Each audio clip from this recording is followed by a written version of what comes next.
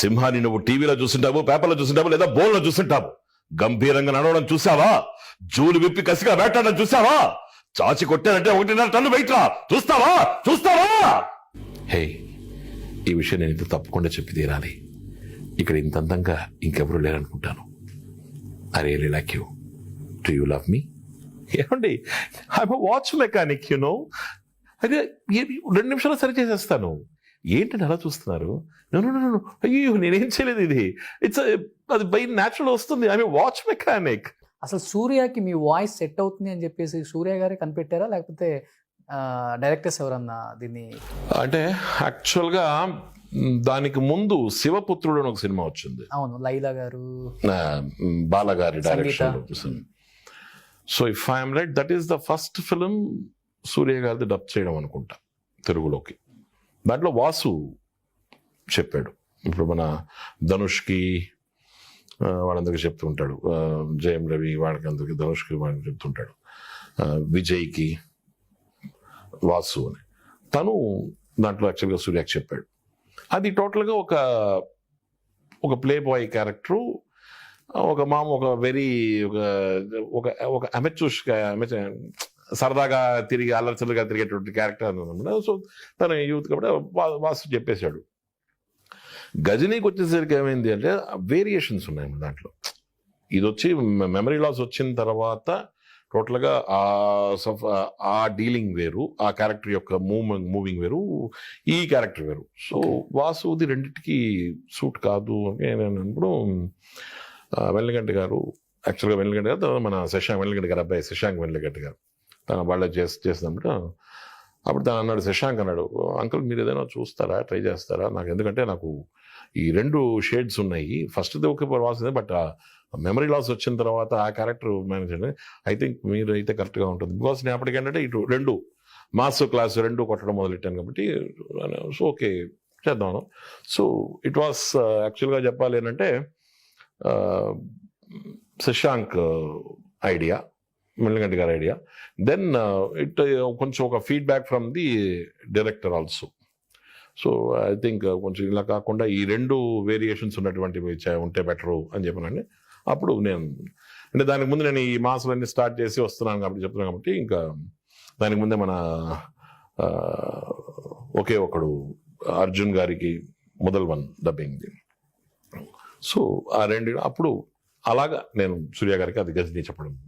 సూర్య అంటే పిచ్చెక్కిపోయే ఫ్యాన్స్ కూడా బాగుంటారు సార్, ఎందుకంటే సూర్య డైలాగ్ డెలివరీ బాగుంటుంది. బట్ ఈ సూర్య గురించి చాలా తక్కువ మందికే తెలుసు. బట్ మా సూర్య మీరు చెప్పినట్లుగా సింగల్లో చెప్పిన డైలాగ్స్ పవర్ఫుల్గా ఎలా చెప్తారో చెప్పారు. అట్ ద సేమ్ టైం రొమాంటిక్గా ఒక డైలాగ్ చెప్పండి. హే, ఈ విషయం నేను ఇంత తప్పకుండా చెప్పి తీరాలి. ఇక్కడ ఇంత అందంగా ఇంకెవరూ లేరనుకుంటాను. I really like you. Do you love me? ఆ టైప్లో ఆయన సిమ్రాన్కి ప్రపోజ్ చేస్తాడనమాట. ఇట్స్ అదే. ప్లస్ ఈ 24లో అయితే సమత గారితో మాట్లాడడం, ఈ సన్ క్యారెక్టర్ ఉంటుంది అనమాట.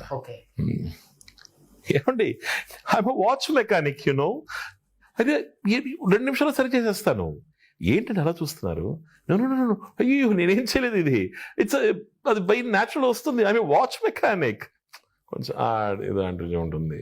సింగంలో అసలుకి చింపేసిన డైలాగ్ ఒకటి ఉంటుంది, అది ఉంటుంది కదా, సింహాన్ని బోన్లో చూసుంటావు, అది జూలో చూసుంటావు, ఇలాంటిది ఒక్క డైలాగ్ ఫ్యాన్స్ కోసం ప్లీజ్. సింహాన్ని నువ్వు టీవీలో చూస్తుంటావు, పేపర్లో చూస్తుంటావు, లేదా బోన్లో చూస్తుంటావు. గంభీరంగా నడవడం చూసావా? జూలు విప్పి కసిగా వేటాడడం చూసావా? చాచి కొట్టానంటే 1.5 టన్ను వెయిట్ రా. చూస్తావా?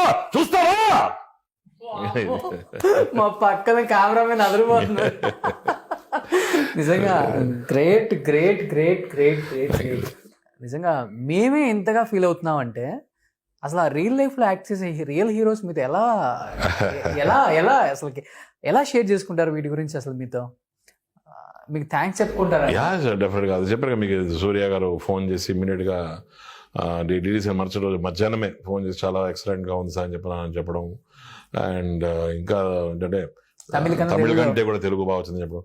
అలాగే రాజశేఖర్ గారు కూడాను ఏదైనా సినిమా డబ్బింగ్ చెప్పడానికి ముందు వస్తారు, థియేటర్కి వస్తారు. ఆయన సైడ్ నుంచి ఇన్పుట్స్ ఏమి ఇవ్వాలన్నా సరే. సూర్య గారు కూడా వస్తారా? సూర్య గారు దీనికోసం ఉంటున్నారు. ఆయన వచ్చినప్పుడు మేము ఒక్కొక్కసారి మాక్సిమం మెయింటైన్ అంటే ఆయన తమిళ్ చెప్పుకోవడం, నేను తెలుగు చెప్పడం రెండు కలుస్తూ ఉంటాయి అనమాట. ఓకే. సో ఒక ఫ్లోర్లో ఆయన ఒక ఫ్లోర్ నేను అని చెప్తున్నట్టు కానీ ఒకరోజు ముందు ఆయన తర్వాత నేను అలా కలుస్తూ ఉంటాం. అలాగే విక్రమ్ గారిది కూడాను, ఆయన కూడా అంటే ప్రతి ఇది ఎందుకంటే బిఫోర్ డబ్బింగ్ కానీ డబ్బింగ్ చదువుతున్నప్పుడు కానీ వాళ్ళ హీరోగా వాళ్ళ సైడ్ నుంచి ఆ commitment that shows their commitment and their dedication also. వాళ్ళ ఇన్పుట్స్ ఇస్తారు.